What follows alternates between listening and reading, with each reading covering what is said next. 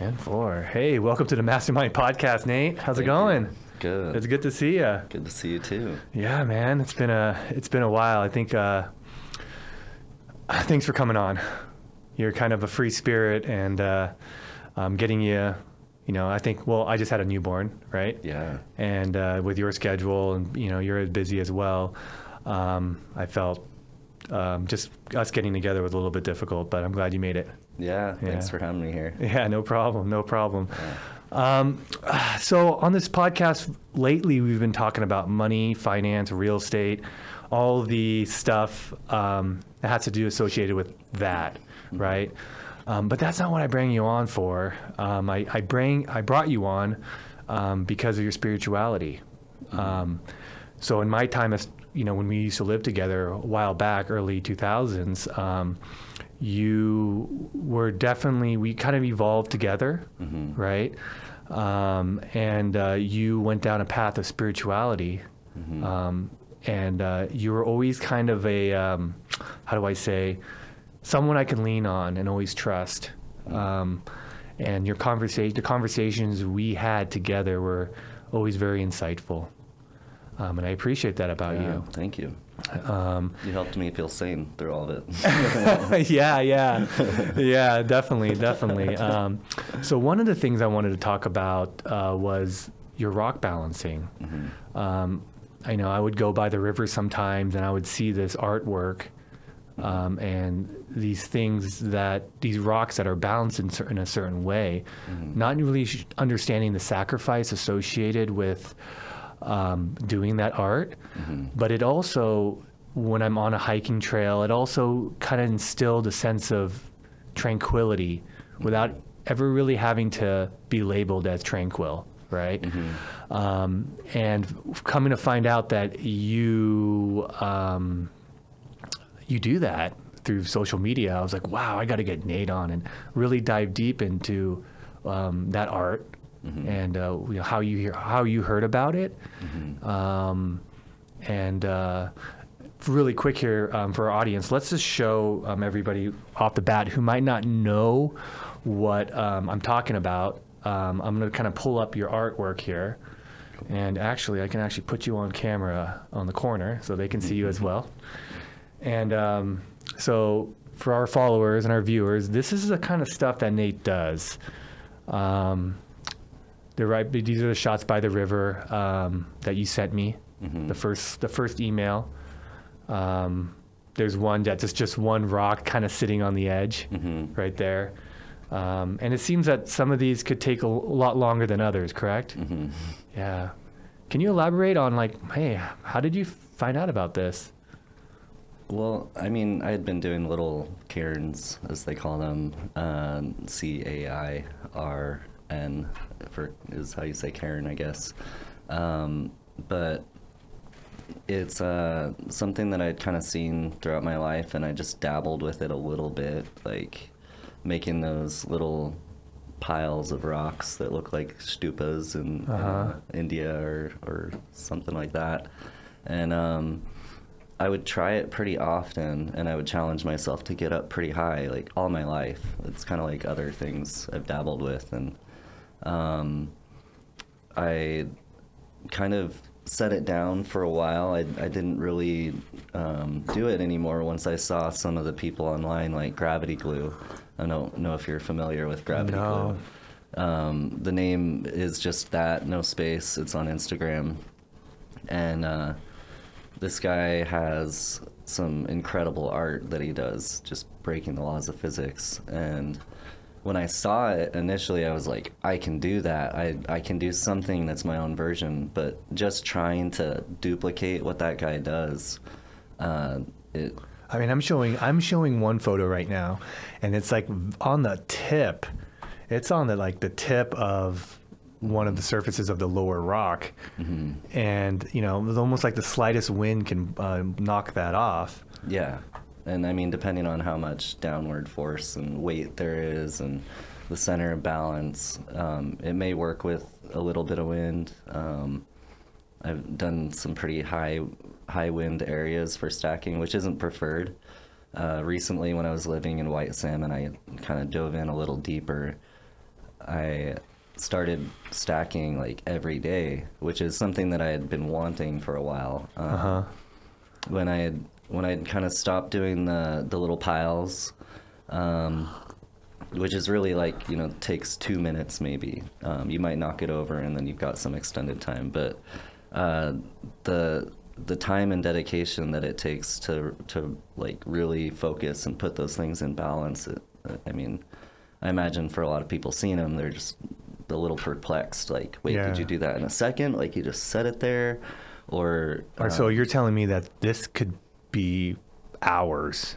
Sometimes. I mean, I don't know how many I sent you that actually have hours put into them. Maybe some of the newest ones I put, there was a piece that's sitting on top of this one. It looks like it's like connected by 3 rocks on this plateau. That one in particular, like that top piece I've been using for different stuff, and I put in sometimes a whole hour just to put that on top of stuff. So I asked you a question. So now everybody kind of gets an idea what you do. It's kind of, you know, and I asked you a question before you decided to come on the podcast was, why do you balance rocks? And you sent me the best answer. It was well thought out. And I want you to share that with us, why you started, because there's a deeper meaning to that, and I think any people can benefit to that. So I started because I could see how just displaying this art and showing myself what I thought was impossible, maybe most people when they see it as impossible too, is a factor.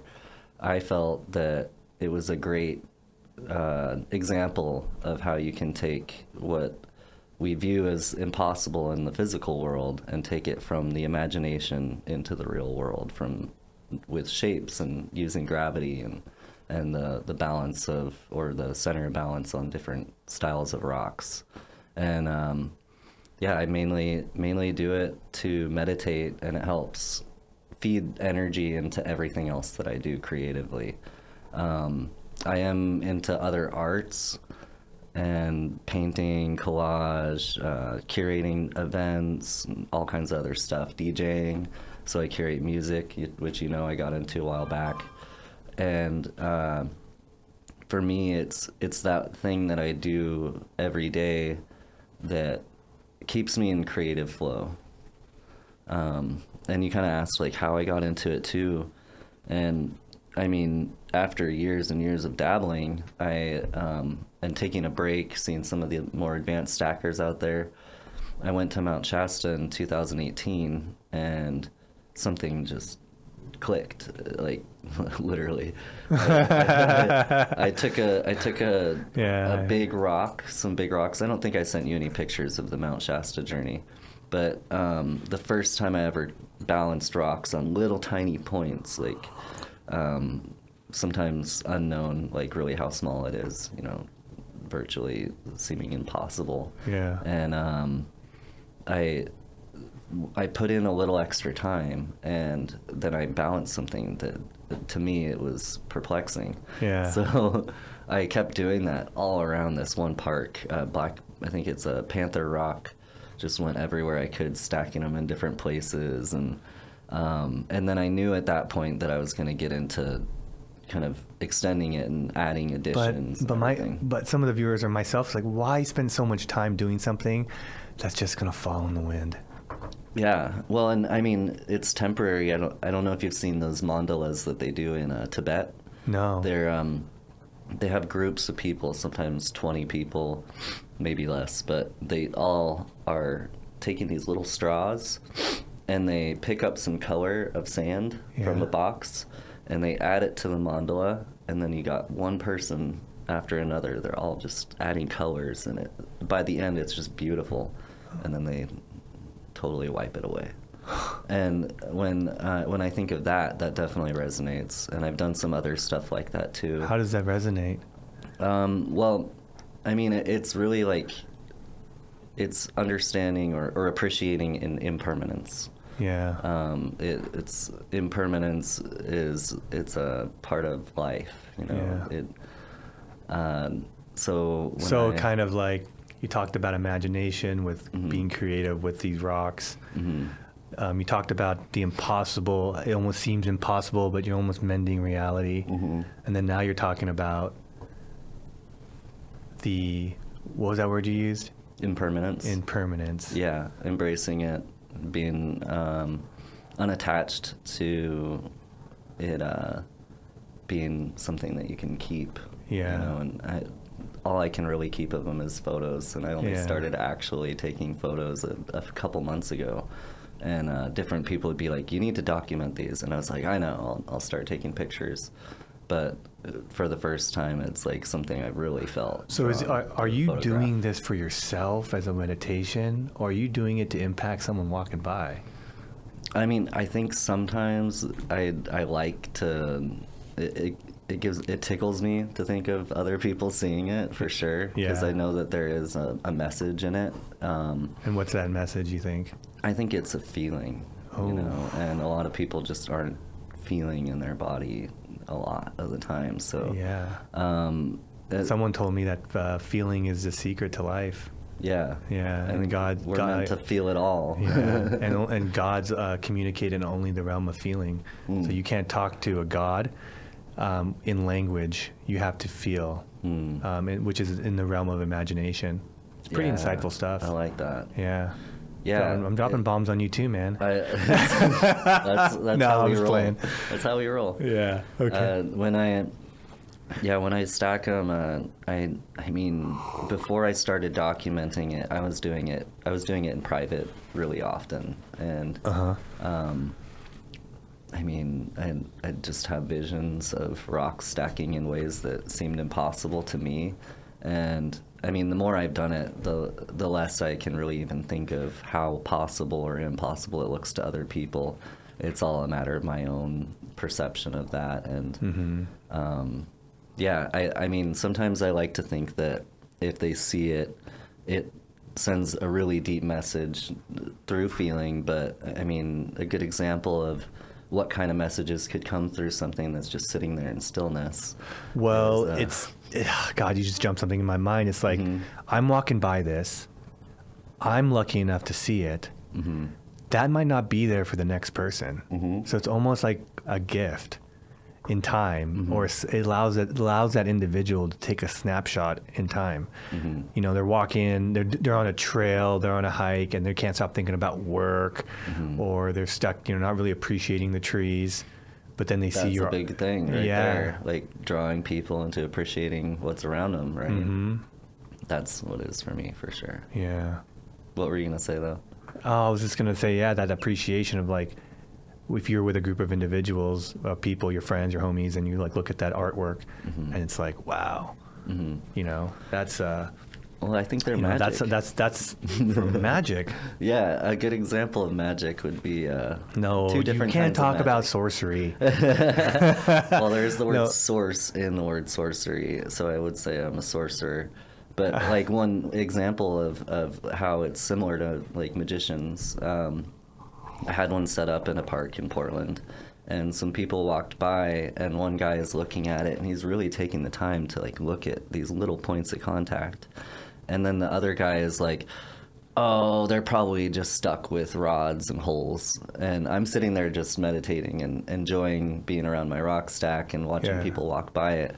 And the other guy was just like, And I thought that was really an interesting thing to view. People have these different experiences, like thinking it's fake, which is, I find it kind of fascinating. Like maybe one day they're going to see a rock stack and they're going to realize, and it might even be even more complex, and they'll realize, oh shoot, I've seen one of these before, and it was like out there, and like, or whatever. And so, I mean, that's one really good example of how it has an impact, for sure. Yeah. Yeah, it definitely gets people to slow down and kind of think. I can imagine. Yeah. And I mean, there's probably another good story I had in mind, but when I think of rock stacking and like that completion and how a lot of people, they're not getting to see the process, so they don't really know sometimes. I mean, you show it to a kid or an adult, they're gonna have the same kind of way of seeing it. Like you set up some good stacks. An adult or a kid are going to act the same. Like some of them really observe it and look at it and appreciate it. Some of them try to add to it. Some of them just knock it down. Yeah. And when you try to get someone to try stacking, everyone has a different speed. And if you're really putting the time into it and challenging yourself, you're not just going to be like on top of it, like carefully just placing one thing after another. You're usually going to be holding it from different spots and sensing the little vibrations at the bottom or whatever, and then stacking as you go. Yeah. You mentioned the word vibrations. Mm-hmm. Can you elaborate on that? Yeah, I mean, sound is a vibration, right? It vibrates the air around us, and in this case, it would be like just the vibrations, like oscillations in the rock. Yeah. Then that can be coming from, in my case, a lot of the time at the studio, I stack at the most bass vibrations. Yeah. But the river will do that. Sometimes the wind hits stuff, and you have sometimes oscillations that go from the top all the way down to the bottom, and that top piece might be the integral piece to actually take all of the vibration out and get it to sit in what one guy calls 0 point. 0 point. So you're saying that sometimes the top rock is actually the balance point. Like when I think of the balance point, I think of at the bottom. Yeah, that's more just a foundation. Yeah, but like you're holding multiple rocks, and then like you're waiting to put that top rock on, and that top rock is actually going to like kind of center everything because how the wind is. Sometimes, and I mean, I like to allow myself to make it an integral piece on purpose. Sometimes that happens when I adjust it. And I'm like, I guess I'm gonna just let this one be the determining piece for the whole structure, and you can still make them pretty strong doing that. But yeah, that's so fascinating. So this has definitely become an addiction. Yeah, I mean, I would say it's like a good habit. Yeah.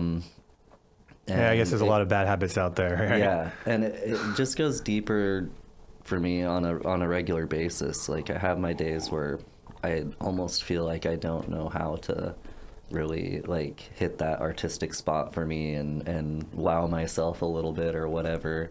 And I might have days of just knocking stuff over right after I try to complete it. And then some days I'm just on it. And have you ever made one and then you're surprised it's still there the next day? Yeah, definitely. You're like, oh, this thing's still standing up. Yeah, sometimes, I mean, and it could be like a year later in some cases. Oh, geez. I try to be selective about where I leave stuff that I want to actually stay up. Oh, I see. Yeah, because it's a little bit of a... It can almost like ruin the landscape if it's overdone. That's controversial. I mean, some people think with every step you take on the ground, you're destroying everything. And it's like we don't know enough about being human and everything, or rock stacking. There are plenty of articles that talk about how you shouldn't do it or whatever. Yeah, where did it originate? Did it originate in Japan or something? There are a lot of people that are picking up some really profound stacking in Japan, but no, from what I know, it's like a global thing. Yeah. And there's some grave sites where there's just hundreds of them. Yeah. There's some articles that will tell you that you should not make them, and that they're used for trail markers, which is true to a degree. You don't see it very often. Maybe like some wild trails, you'll see park rangers use them. Oh, I see. So you can steer people off path if you're not being mindful. Okay, but you can create a path. The fact that you know this and you're like, okay, and so you're mindful about it. That's cool. Yeah, and I try not to get caught up in everyone's perspectives and everything anyway. So it's important to me to recognize it, be aware of the possibilities, but everything. How do you cope with not divulging yourself or your feelings into other people's perspectives? Well, definitely does come up when I got into rock stacking, for instance. I was like, oh, there's people that actually want to like make it illegal in different cities. Yeah. But like, so your coping mechanisms with, well, the world's a hard place, you know, and well, it's kind of like how you perceive it, right? But everybody has their coping mechanisms. I'm trying to figure out or inform our viewers, like, there's other ways as an outlet to express yourself besides maybe drugs or alcohol or, you know, less productive things. And you can stack rocks. You don't have to start a business. You know, if you need to get the edge out, you know, you can work out. You can. I don't know if calling it stacking rocks is actually appropriate. I think it does it a disjustice. Doing nature art. Or, yeah. Like balance art is something I'll call it sometimes. Yeah, because you have to be completely in the now, in the present when you're doing that. Yeah, and I mean, you can build them like really fast, or you can really put the time in, like I was saying, and yeah. What goes through your head? Is it automatic when you're doing it? Is it like second nature at one point you start stacking, or can your mind wander off into something else? Yeah. Or is that it possible? could be a mess, and that could be part of my experience with it. Sometimes right when I've focused and I've entrained my focus, like say in intervals of 10 or more seconds repeatedly, eventually I'll just drop in and I'm just no thoughts about anything, you know, or just like thinking about what's around me or anything. And then sometimes it's right when I feel really still, like right when I drop in and feel my body a little more. And is there an approach that let's say you're teaching somebody how to stack rocks, and what are some tips? Some, you know, like, hey, get yourself in order first, make sure you're calm. Well, I mean, I think if someone would have told me ahead of time, I wouldn't have had some of the pitfalls, that if you want to make sure you have a good seat, but you also want to make sure you can get away easily. Oh yeah, the rocks can fall in your dangerous. face. Yeah, but you could snap an ankle or start something. small, start with smaller rocks, and I mean anything you have in your mind, I would say go for it. If it seems impossible, then it's probably just a great idea. And I'd look around the rocks and see like what shape going with each shape looks like something that would challenge my basically it's picking the hardest spot.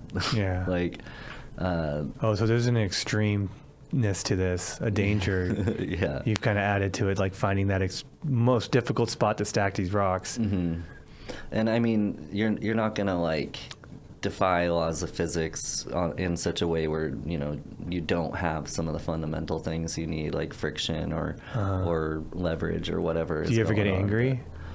Rarely. Rarely. Yeah. Like I'm trying to bend reality, and I'm trying to make this work, and your ego gets involved, and you're like, If I'm in that space, I'm usually picking them up, and I have a great visual idea in my imagination, but I'll just like try to put them together really fast, and it falls apart, and I do it again, and it falls apart, and they just roll everywhere and fall on me and everything. And then, yeah, if I take that as an opportunity to truly focus, then it's funny because in that art, you're experiencing everything like an entrepreneur goes through: grit, intention, tenacity, ingenuity. These are kind of all the traits that we have talked about in this podcast, on this podcast. Yeah, that's so cool. I think it translates. Yeah. Absolutely. And there are people offering rock stacking kits out there. I'm going to start doing something myself. You know what just popped in my head? I was thinking about like making toy plastic rocks and selling it as a kit for kids. Well, and I mean that You know? you do 3D printing, so Yeah. you could easily put something really cool together. Yeah. Make it like easier, you know, not like a complex, but like, you know, like, oh, look, Mm-hmm. you can stack rocks too. There might Level even 1, be level something 2. kind of like that. Of course there is.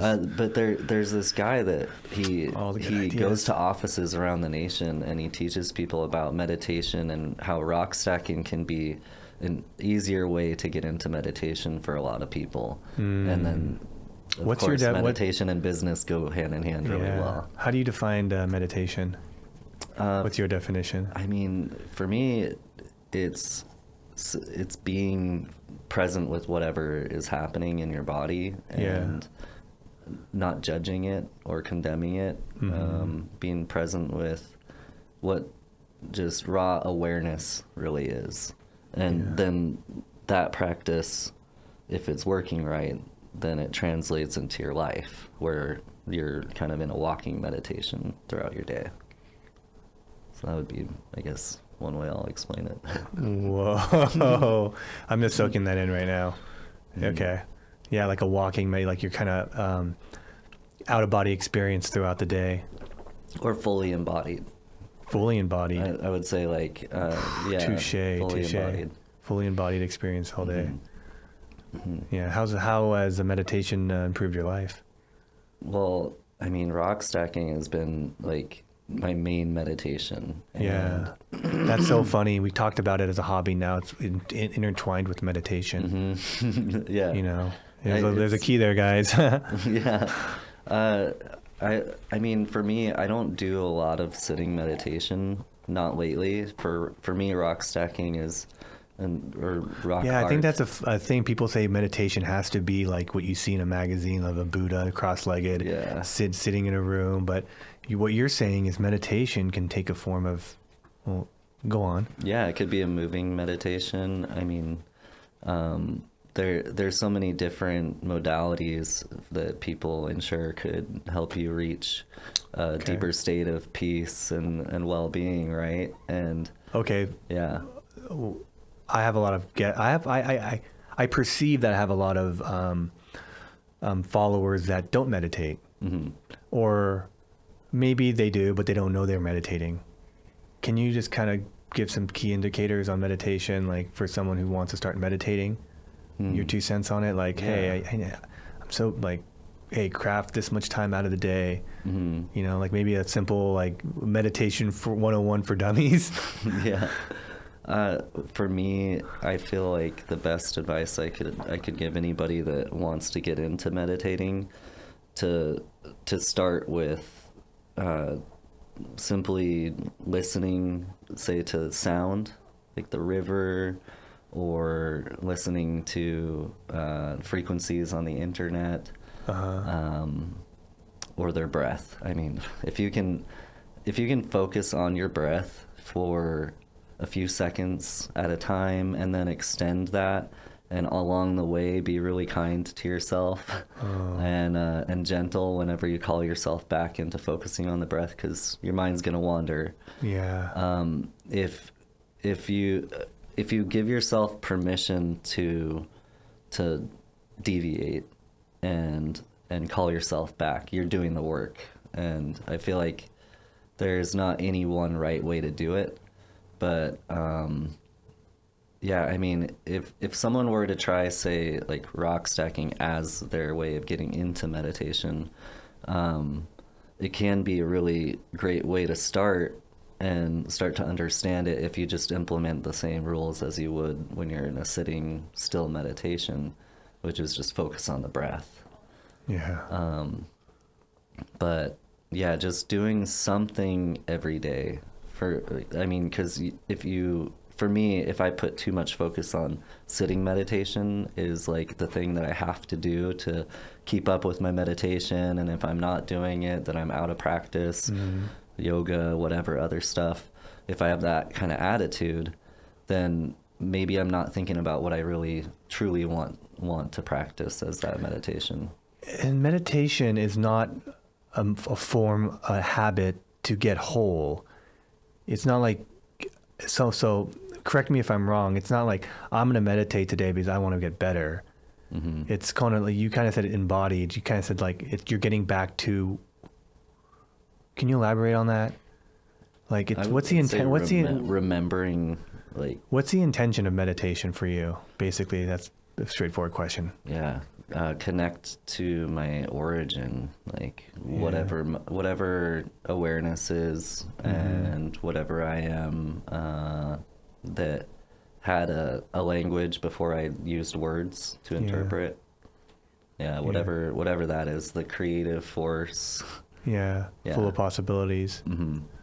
You mentioned children, and maybe, maybe young teens learning this. Hey, find time out of the day where you can just be alone and no one can contact you. And I think that alone time is very important. Yeah, absolutely. Cutting that out for yourself. Everybody's like, no, we just went through COVID. We don't want any more alone time. Right. Jeez.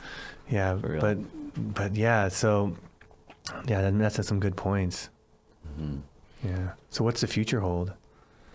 For you going to continue doing it? Is that something that you want to teach people, or? Yeah. And I've had more and more people watching me while I do it, which has had its interesting moments. Like, some people, they really find it interesting, even if I'm not like getting it balanced. But I've done a talent show before recently, and did a completion in front of people. It was hilarious because almost no one was actually looking at me when it went click. Yeah. But I feel like it feels almost inevitable that I'm gonna be like doing more like live performance kind of stuff and art installations and doing it at in people's yards. Yeah, that's pretty cool. Like me having a party and then like someone's actually doing live art there. Yeah. And then after the party's over, maybe there's a raffle and someone gets it. Yeah. Or you can charge for it or whatever. Well, yeah, you can. I mean, you can get paid good money selling calendars and pictures of your work too. Yeah. But I mean, things won't stay together, so you can't really give it to anybody. I mean, unless they want the rocks, because that's a good idea, making a calendar out of these photos. Yeah, and there's some things that people do with live demonstrations where they have like laser shows and everything, laser mapping, and soon I'm gonna do something like that. I've been kind of amazed by how many opportunities I've had to kind of do the live thing, or people ask me to stack in their spaces or whatever. It's like I have designated spots to stack at different people's houses already that are friends. Yeah. And so I do foresee some sort of professional style to it. Does the stacking turn off your mind too? Like while you're stacking, you got to focus on stacking, so you can't really think about anything else too. Yeah. Or you're just like totally nerve-wracked, and that's part of the journey, like where it feels like that is an integral part of the story, and like the whole meaning behind that piece when you finish it. There's usually like one word or a little phrase or something that's like my reflection point of the stack. So there's a word you focus on sometimes as you're building it. Sometimes give us an example. Well, I mean, and it kind of comes from like looking at a piece and how it looks, but I mean, Perseverance was the name of one recently. Yeah. And it was, and I think it's one that I sent you too, but it's basically like these different words might come up after I've just kind of observed what the experience was like dealing with all the chatter upstairs. Yeah. And then there's just different aspects of the balance and the art itself that might inspire some sort of name or whatever to it. Yeah. But I don't always share my name or my personal experience with it, because I'm still kind of new to sharing it publicly. Yeah, no, I appreciate you coming on and just talking about it. Yeah. What's at first when I saw you doing it, I thought they symbolized like the chakras. But then I started counting the stones, and I was like, oh no, there's more stones. And that definitely would be fun to do. I recently got asked to do the thinker. Someone put that on my mind. So or you know what you can do, you can get the rocks, balance them, see how you like it, and then take them down, paint them, do artwork on them, and then rebalance them again. That would be fun. Yeah, that would be pretty I'll have cool. to do something like that. And you can also add leaf art, like stick leaves with mud onto them, which is what gravity glue does. And and if anyone wants to find me on Instagram, my name on there is Cosmic Balance. Okay. I don't think I have any underscores or anything on it. And if you ever look at any like groups of likes on one of my photos, there's like a community of different people that have really amazing art. Yeah. And they all have a different personality, different ways of pushing the limits. Some people do a lot of the same stuff, which is great. I tend to be more of like I speak to the things around me a little bit, or let them speak to me. Yeah. I'm more of kind of like a random artist. Like I want to go more for a visual experience that was created by that moment and the rocks that I'm around, which isn't always easy when you have a small selection like in a house or whatever. But yeah, so some people you'll see they have a lot of like the same style, and they just keep pushing limits and stuff. And, mine's a little bit more diversified. Yeah, I think that's a great idea. So I'm going to put your LinkedIn information on the description below, and then people can contact you. I think it'll be if you're in the Pacific Northwest and you would like Nate to come by and like maybe section off a piece of your backyard, and then have like, you can do that art, and people can watch as they're mingling or drinking or talking with each other, catching up, and there's a live art show going on. That would be kind of cool. I would love. I would definitely. I'm doing that. Yeah. I would love to. And I mean, and you don't just do the balancing. You also do DJing. Yeah. You also, and tell them about your DJing. Actually, that's actually quite interesting, because when you told me you wanted to be a DJ, and being a DJ in Portland, Oregon, there was a point where everybody wanted to be a DJ. I wanted to be a DJ. But when I got started curating. Yeah. But your DJing is different. You only play music that is high vibration, positive, and you really listen to the message of the music, and you're like, I'm going to curate thousands of songs that are all positive, not, and then you DJ that music, right? Yeah, like Gnostic or esoteric and positive. Doesn't really have much of any twistedness to it or anything. Yeah. It's very much more on the positive end of the spectrum. Yeah, like I'm gonna get a 9mm and blow your head off, blah blah blah. Yeah, definitely not any story stuff of like the chaos of the world really going, like not a whole lot of that at all. But it goes across the board, like hip hop and EDM, psytrance, and I've had to just accept that I really love being a multi-genre DJ. Some people that like to go to see me DJ, they're like, yeah, I love what you do. I love that you do multiple genres. So it's kind of fun to see that other people have an appreciation for that.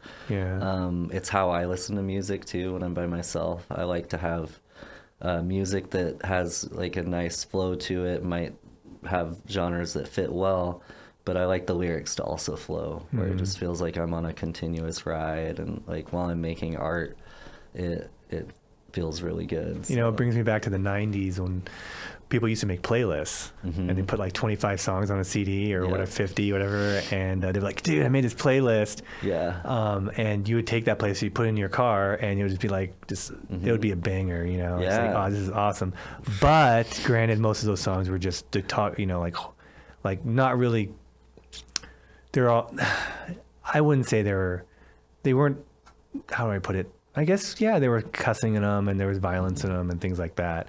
When you're younger, it's cool, but like, it's kind of cool to see that you're very careful of what music you play for your audience, and your audience can trust you knowing that, oh, this is like positive music. Like there's nothing negative or, you know, Illuminati about it or something, whatever. Yeah. Except for maybe like Illuminati Congo. He helps dispel any of the myths that we created that the Illuminati is actually. So if you want, if this is such a great morning, I'm so happy that you came on, because I've been, you know, like up all night with our baby, and just so it's kind of nice to have coffee and talk with you this morning. But yeah. It's really nice, actually, not kind of nice. I forgot where I was going to go with that, but yeah. Yeah, and you kind of, I'll like dive real quick into the music thing. I do events, which is totally like, that's where I was actually going with it's that. like backwards. I was going to give you a plug for a lot of people. They ask me like, they're like, how is that doing? That's got to be hard right now. And I'm like, I started when do you have gear? Started. Do you try to upgrade your gear right now?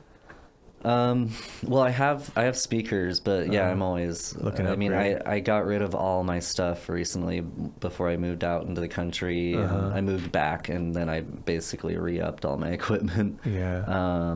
But yeah, I've been into doing Renegades, which is just unorganized festivals, and more conscious events, like not like that meaning a trend of conscious, even though there's a lot of stuff that does trend a lot. It's more like they're very alive conscious events. You were telling me about this group called Speakeasy, like a hidden group called Speakeasy. Can you, I mean, I'm going through so much of business, I could not, but what is that about?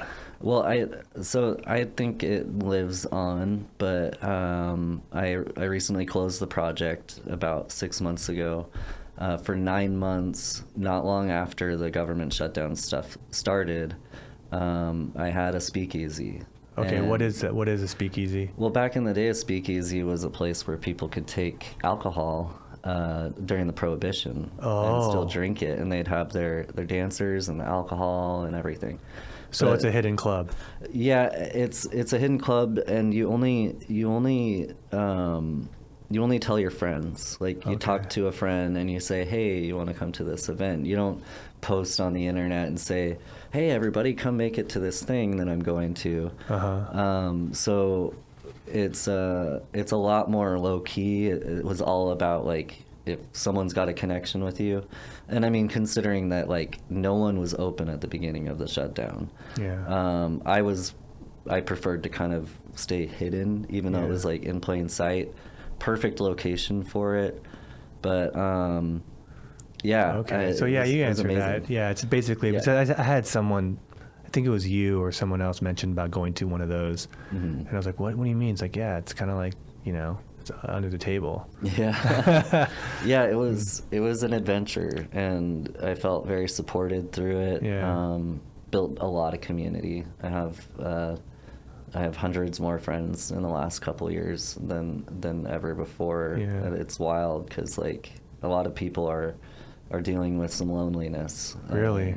Yeah, I mean, for sure, right? Like with the whole COVID thing. And for me, I've only gotten more friends, and I've only had more. How do you tackle loneliness? Well, I'm dropping deep questions, man. Definitely is not here. just by being around people, right? Because you can be around people and still be alone, right? Oh, deep. But yeah, I feel, you know what image comes to my head about loneliness around people? Two people, and they're both on their cell phones looking down. Yeah. That cartoon image of like just people like this. It is. So guilty of that. I feel like so lonely. If we really do spend time by ourselves, we recognize that we're really never alone. That sense of loneliness is an experience of you and that loneliness. So that's two people right there. So I think that's enough to maybe even connect with the other, which is your environment. Whoa. Can you slow down on that concept? Yeah. So you're saying loneliness is a construct of yourself and another, like you're okay, I feel loneliness right now. I feel lonely. But lonely isn't me. So it's almost like a secondary you almost categorizing loneliness as another individual living inside me. Yeah, is that weird? I would say it's like that, and I mean it's a yearning that we condition into ourselves to be connected to everything, to be connected to our origin. Yeah. I feel. Yeah. Oh, okay. So it's like a natural urge to be connected to something that we're naturally connected to. Yeah. Yeah, and I think if you get a lot of people together that do that work of feeling How do you, okay? connected, So then you mentioned, dude, you can be in a room of people, and you can still feel lonely. How do you break that barrier? Oh man. What Well, like I tried- first word comes to my mind is connection. Yeah. Well, and I mean, like finding some simple connection, but I mean, for me, if I'm in a group and a room of people, especially given how much I've changed in my social life, I don't have to try to create conversation or anything. It's just happening really often. But I tend to embrace it. Like I'll take time to be like actually by myself, even if I'm around a bunch of people. Oh, so you're saying Rock stacking's great for that, by the way. If I'm not feeling social.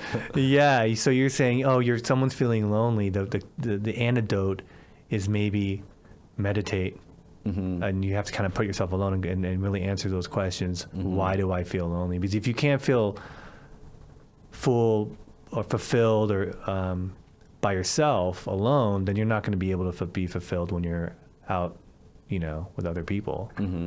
Yeah, absolutely. Yeah. And meditation is one of those things. Yeah, and I mean, I feel like or that the only thing. to, I mean, what else besides meditation or prayer or things like that can you really center yourself? I can't think of, or like a rock stacking activity or rock climbing or, whatever it is. Yeah, and I mean, for me, exercising, like weightlifting was one of those go-tos for me. Yeah. And nowadays, not so much. Like, so it changes. Yeah. For me, it definitely changes. I still am. I would say a wizard of fitness, but I'm giving it space so that it can come back into my life in a more fruitful way instead of trying to survive off of it. Yeah. I still do have movement clients too. I still do teach fitness. Yeah. Yeah. Okay. So yeah, if anybody wants to have Nate DJ, make him a playlist. Oh yeah, go to my Instagram. Yeah, I'll click on the bio. Yeah, click on your bio. We could share more about that if you have a or way to. If you want to go to someone's house and stack rocks. Yeah. I mean, hey, whatever, dude. I'll really enjoy that. Yeah. Because that's like, that one party has something unique about it, right? It's not like the same old thing at the same party with the same Budweiser or whatever. It's like, oh wow, we're all seeing something happen, and we're sharing this together. It's pretty cool. It's becoming a phenomena too. There's some different festivals where you're seeing it happen. So I am more than happy to add to that atmospheric. Very experience. Humble. Very humble, man. Is there any last things you want to say before we? Man, like we kind of touched on rock stacking out in the public and measures you should take a little bit, where to start, and so you do recommend starting with like 3 rocks or something, or just 2 rocks? I would definitely recommend even just starting with 1. Yeah, and that's what happened at Shasta. Is like realizing that 1, if I can get it to do some crazy stuff on there, I could add that on top of some other structure. Yeah. So it's like the base of your life, the foundation has to be take your time with the foundation. Yeah, definitely, and work on the styles that you want that push outside of like laterally. Maybe it goes out there a bit, and there's just, it's like there's always a way. So and then when it comes to the legality versus illegality, I wouldn't really worry about that if you're really into doing this intuitively, which you can do it in your backyard. You just show up. Yeah, do it in your backyard as much as you can if possible. Do it in the river or by the river. Hari, why are you talking about stacking rocks on this episode? Because I'd rather have our kids stack rocks and go inward than play video games. Yeah, You know? I think more people Or should get introduce outside, it. do something, get creative. Mhm. You know, your imagination will go wild when you're doing something like that. Yeah. Yeah. Put some real time into it. Challenge yourself to make something that you thought you couldn't do. Yeah. You know. Back in the day, what are you doing back there, stacking rocks? What the hell? Go mow the lawn. Well, Nate, I appreciate you coming on, and like always, feel free to come back on anytime you want if you have anybody you want to have on and share. Thanks for having me. I appreciate you. Likewise. Guys, if you like the content, please like, subscribe, and share this video. Until next time, thanks for viewing.